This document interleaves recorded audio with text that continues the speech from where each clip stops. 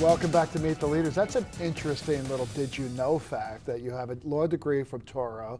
You've helped victims of domestic violence, and you also assist with legal aid. What are you, one of these bleeding heart liberals? You run as a Republican conservative. I'm also a retired New York City police officer, and one thing I can say is my training and my experience as a police officer, I have a good understanding of what's right, what's wrong. And as a police officer, I help people. In legal aid, I help people in another way. And no, I don't think it's a contradiction at all. No, you're right. It's about doing what's right. And this is a nation that's built on a very simple premise, which is that people are innocent until proven guilty. Right. You're also a teacher. Yes, I have a degree in elementary education. Actually, with my student teaching, I taught kids in an alternative ed program. These were kids that couldn't be in the high school. And we actually taught them in a town hall. Is that right? Where was that? That was up in Saranac Lake. So that was rewarding, and actually we had kids that were termed troubled kids. We actually had them at a point where we had them beyond where the regular school was. And I actually, the teacher in that classroom was a guy named Cy Ellsworth, who was actually a captain for Syracuse football team. Is that right? He was a local hero, a local football star. And he did a great job, and it was a great program.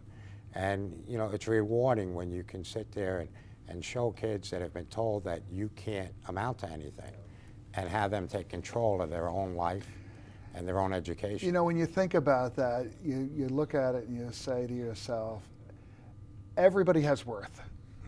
But we have to help, in this case, kids find their passion, find their worth, and get them to believe in themselves. Well, look. Because a lot of adults have let them down, haven't they? You know what? Let's cut to the chase. When I was a kid, I was one of those kids that they said, look, college isn't for everyone. So I went in the Navy, right? But afterwards, I went back to college at the age of 39. So what changed you around? Changed me. Well, I had children. I had experiences in my life as a police officer, as a manager for Wells Fargo on Wall Street. I went back to. I became the town supervisor. Then I went back to school. And to be honest with you, I said, let me try this.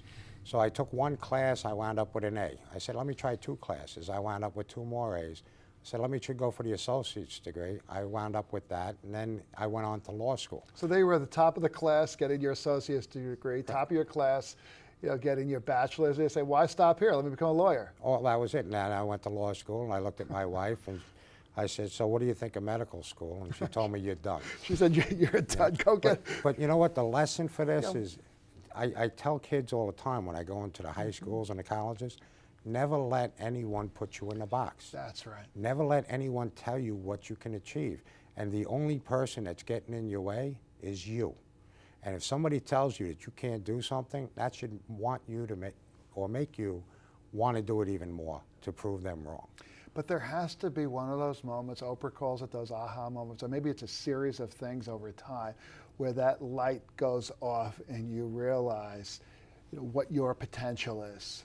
Or maybe it's just one of those things where it happens over time and it's like turning a big ocean liner. All of a sudden you say, gee, I've got a whole different view of myself, the world, and what I'm capable of. Well, that's why when you're in a position like mine, try to get into the schools. Talk to students. Don't be afraid to say to them, listen, this is where I was when I was in high school, okay? And this is what they said. So what were to your me. grades in high school? Well, I graduated. Okay. I passed everything. I graduated, and I went right into the Navy. But school wasn't a big priority for me. Yeah. And not until later life. And but I think it's a good example for the kids out here to say, listen, don't ever let anybody tell you what you can do. And that's why I love going to the schools. I love talking to the students in schools. And I've been involved in a lot of youth programs in order to push kids forward because I want them to succeed. So I think that you can use, my resume is so long that I actually have to scale it down. Right. I think it's a good example. Well, you know what? Not only is it a good example, but everybody says you can be whatever you want to be. And you're living proof of that. And the other point is that, hey, life has many chapters. Right. And it's up to you to write what the next chapter is going to be. Well, what I tell kids is life is a hallway. You have a goal at the end of that hallway, but as you're walking down, doors will open up. Take a look inside, stay for a while, see if you like it. If not, go back in the hallway. But if you do like it, you go back in that hallway now, you're going to set a bigger goal at the other end. It may change. But never be afraid to look at opportunities or look at different things. And, and life pushes you in a direction. When you learn to go with it, you'll find out that it all works out. That it all works out, you're right. And here you are serving in the New York State Assembly from Long Island, which is, I'm sure, something that you had never really thought about until that opportunity presented itself. So let's get back to your legislative agenda. We talked about what you're trying to do to get more cheap hydropower down to Long Island, but you've got some other ideas on how to take advantage of lower cost natural gas that's now being mined in upstate New York. Well, they're talking about hydrofracking. A lot of people are against hydrofracking, but what I'm looking at is when I had a cooperative extension came in and gave us a whole presentation on this, what was happening is the property owners were making money, okay, and the gas companies were making money.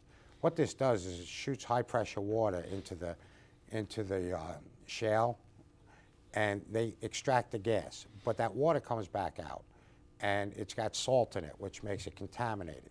So that's traveling across our roads, and I'm looking, go, wait a minute, we're taking all the risk. What's the benefit?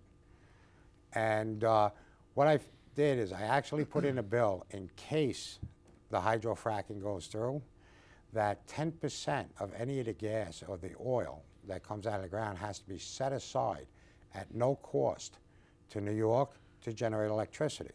So my attitude is either give me the water or give me the gas, but one way or another, bring my electric rates down, because we can't afford this and we cannot grow our economy unless we deal with the cost of electric. And you're right. I mean, these things like hydrofracking, or for that matter, just drilling for oil, there are expenses that the community, the region, the state, the nation, we bear as a society that don't get factored into the cost. Right. And this is one way of recouping some of those, those expenses. You got to repair the roads. You've got to, you may have to remediate some wells that get polluted. Who knows what the implications are over time. Well, Dean Murray actually has a bill also that they have to pay a one-time cost for remediation. Okay, so they're going to set up a fund in case there's any environmental. No, but the point is that when we look at the cost of things, right, frequently the true cost is absorbed by all of us in a community, and like you said, the property owner, the gas company, and all that, in effect, gets an indirect subsidy, because if you really factored in the real cost of some of these things like fracking, they're a lot higher than what they appear to be. So this is one way of mitigating against that. Okay, we're going to take a short break. When we come back, we're going to talk more about some of the things you're doing with school districts and businesses to help align what's being taught in school with what the needs of businesses are. So stay with us. Meet the Leaders. We'll be back in just a minute.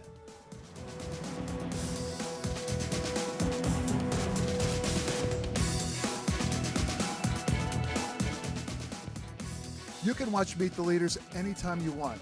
Go to channel 502, select News and World, then Local on Demand, choose Long Island, and enjoy the show.